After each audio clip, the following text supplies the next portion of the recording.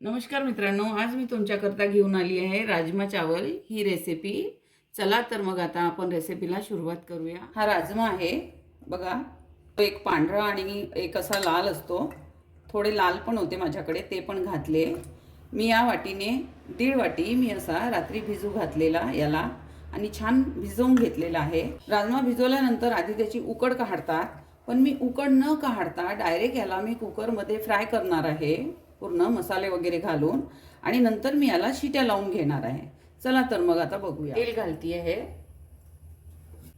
हिंग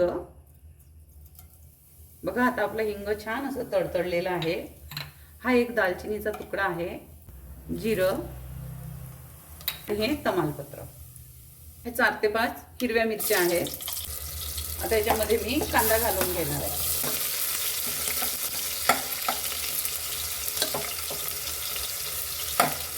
अर्धा चमचा आलं लसणाची पेस्ट आहे। मी याच्यामध्ये थोड्या हिरव्या मिरच्या आणि कोथिंबीर वाटून घेतलेली होती, कारण मी जेव्हा पेस्ट करून ठेवते त्याच्यामध्ये मी 4-5 हिरव्या मिरच्या, थोडी कोथिंबीर अशी मी वाटून घेते, कारण कधी वेळेवर नसली कोथिंबीर काही तर मग ह्या पेस्टमध्ये असलं तर मग त्याचा फ्लेवर त्याला भाजीला छान येतो।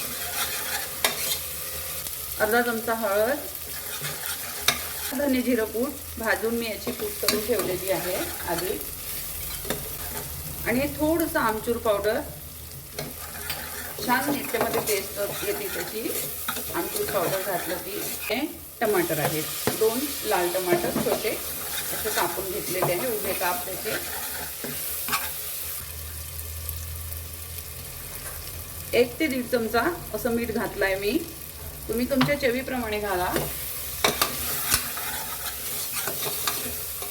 मॅजिक मसाला जो बनवलेला आहे हा 1 चमचा घातला तरी यानी अप्रतिम चव येणार आहे या राजम्याला।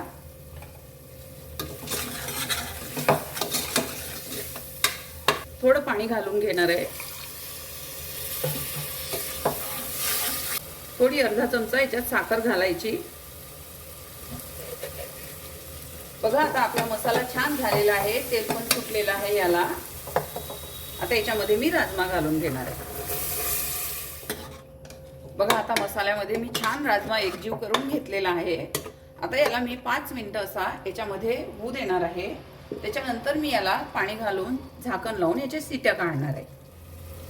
पाणी तुम्ही तुमच्या आवडीप्रमाणे घाला, कोणाला थिक ग्रेव्ही हवी आहे किंवा कोणाला जास्त ग्रेव्ही। तसंही भातासोबत राजमा खाल्ला जातं आणि खूप अप्रतिम टेस्टी लागतो तो।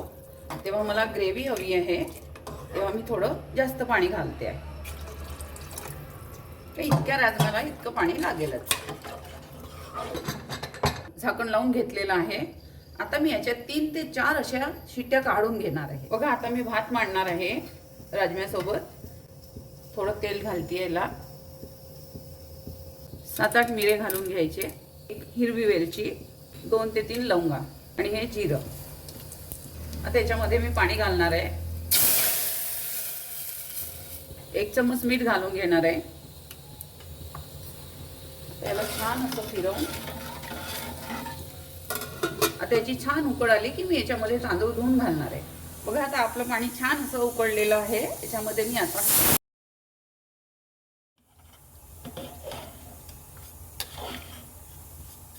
आता याला मी थोडं झाकून देणार आहे। असं थोडं उघडं ठेवायचं, पूर्ण नाही झाकायचं। बघा, आता आपला भात पण शिजलेला आहे। बघा, आता आपला कुकर पण थंड झालेला आहे, मी खोलून दाखवते तुम्हाला।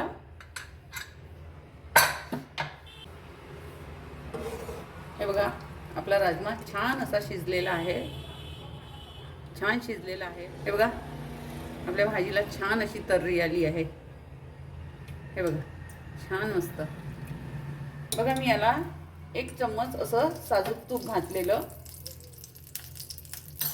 अशा सुक्या मिरच्या घातल्या। बघा, आता मी याला कुकरमध्ये घालते आहे, थोडंसं फिरवून घ्यायचं आणि 5 मिनिटं असं झाकून द्यायचं, म्हणजे तो तुपाचा पूर्ण फ्लेवर त्या भाजीमध्ये येतो।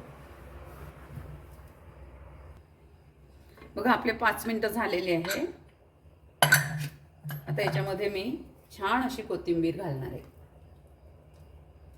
खूप खूप छान असा सुगंध येतो आहे भाजीचा. छान टेस्टी झाली आहे भाजी आपली. थोडंसं फिरवून देणार. तर रेडी आहे आपला भात आणि राजमा.